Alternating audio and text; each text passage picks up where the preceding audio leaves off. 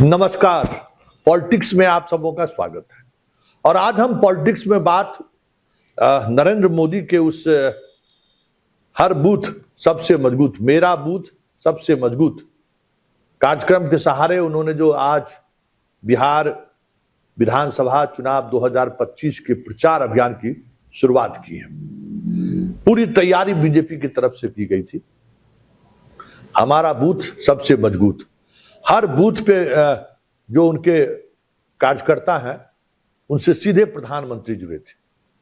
और उस पूरे कार्यक्रम के दौरान एक खास बात देखने को मिला कि जो दलित संवर्ग के कार्यकर्ता रहे हैं, वो अति पिछड़ा,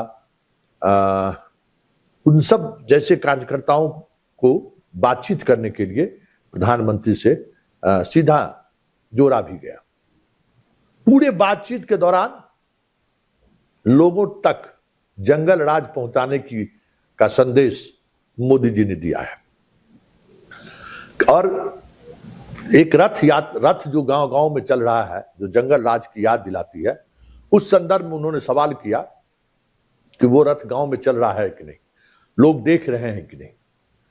मतलब तमाम विकास योजनाओं के बावजूद भी डबल इंजन की सरकार आज भी लालू के उस भय आतंक राज के सहारे चुनाव जीतना चाहता है। ये आज मोदी ने अपने मेरा बूथ सबसे मजबूत कार्यक्रम के दौरान कहीं न कहीं संकेत दे दिया है। मतलब आज 20 वर्ष बाद भी लालू का वो साया इस चुनाव में भी आने वाले समय में आपको दिखे तो कोई बड़ी बात नहीं होगी। लेकिन एक बड़ा सवाल है, उस पूरे कार्यक्रम के दौरान हम लगातार मॉनिटरिंग कर रहे थे कि कितने लोग उनको देख रहे हैं। कार्यक्रम की शुरुआत के समय अब 243 विधानसभा क्षेत्र, अब आप समझ जाइए कि कितने बूथ होंगे, 90,000 से अधिक बूथ। उन बूथ में हर बूथ 5 कार्यकर्ता जो इस अभियान से जुड़े होंगे। बीजेपी का पूरा मीडिया सेल, बीजेपी की तमाम अनुषांगिक संगठन और संघ इस कार्यक्रम को सफल बनाने के लिए पिछले 2 दिनों से लगातार मेहनत कर रहे थे।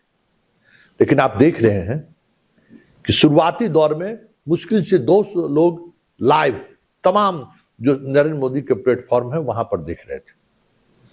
आधे घंटे तक स्थिति ये रही कि बा मुश्किल 11,000 आदमी उस पूरे कार्यक्रम को देख रहा था।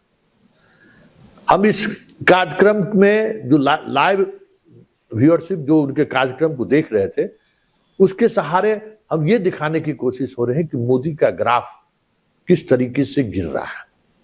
और अभी तक लगभग 2 घंटे होने को है, 4 लाख से अधिक लोग उस पूरे वीडियो को देखा है।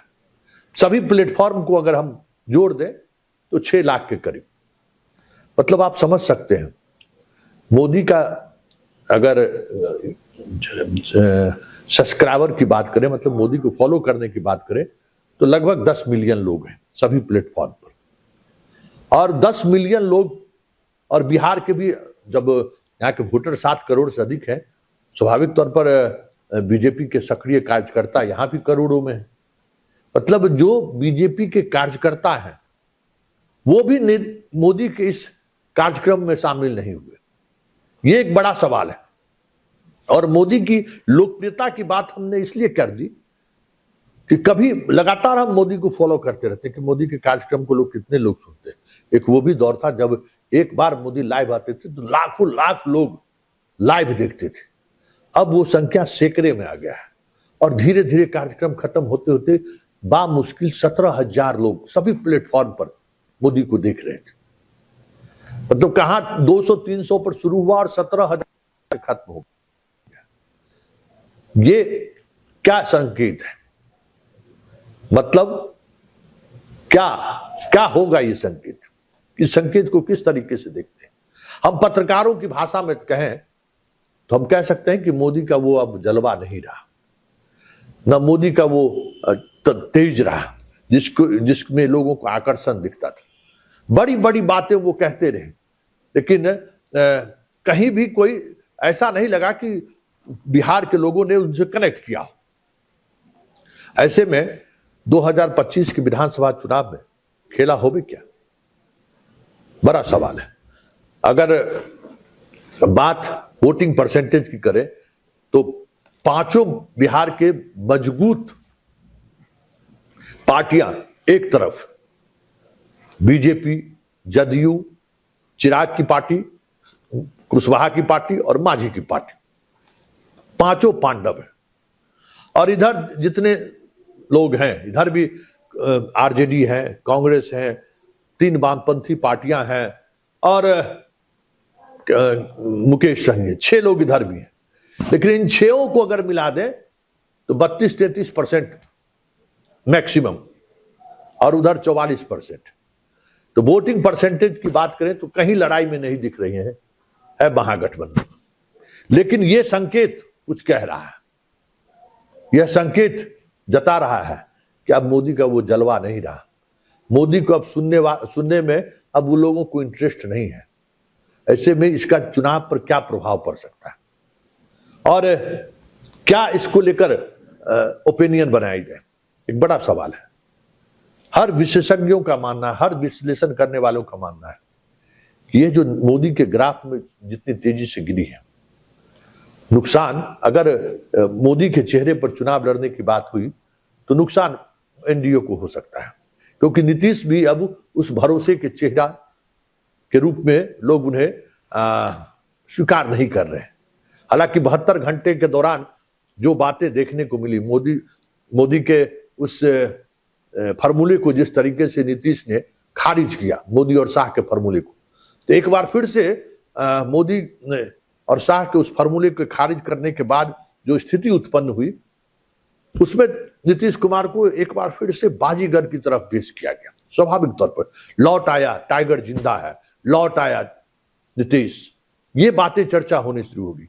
जो चर्चा हो रही थी कि नीतीश कुमार अब बीमार हैं, नीतीश कुमार में अब वो सेंस नहीं है, चुनाव बाद बीजेपी उनको हटा देगी, फिर भी ग्राफ बहुत तेजी से नीतीश का बढ़ा है 3 दिनों, फिर भी नीतीश को लेकर भी कोई आकर्षण बिहार में नहीं है।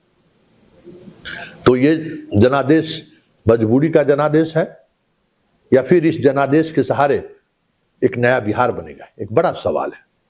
क्योंकि यह चुनाव जो कल तक बहुत ही नीरस दिख रहा था, अब धीरे धीरे चुनाव एक अलग शक्ल लेता हुआ अख्तियार कर रहा है। महागठबंधन में सीटों का बंटवारा नहीं हुआ है, एनडीए में भी सीटों के बंटवारे को लेकर खींचतान साफ दिख रहे हैं। मतलब सबसे बड़ा बार्गेनर माना जाता है बीजेपी को।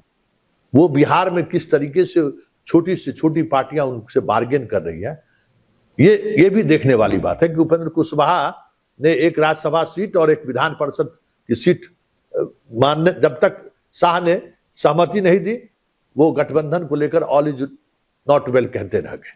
मतलब छोटी से छोटी पार्टी बार्गेन कर रही है बीजेपी से, मतलब वो बिहार कम सीटों पर चुनाव लड़ रही है। यही बिहार का मतलब है। ऐसे में मोदी का जो आज ग्राफ देखने को मिला है, जिस तरीके से वोटर में, प्रदेश की जनता में मोदी को लेकर आकर्षण कम हुआ है, ऐसा ना हो कि वो आकर्षण जो कम होता हुआ दिख रहा है 2025 के परिणाम को कहीं पलट न दे।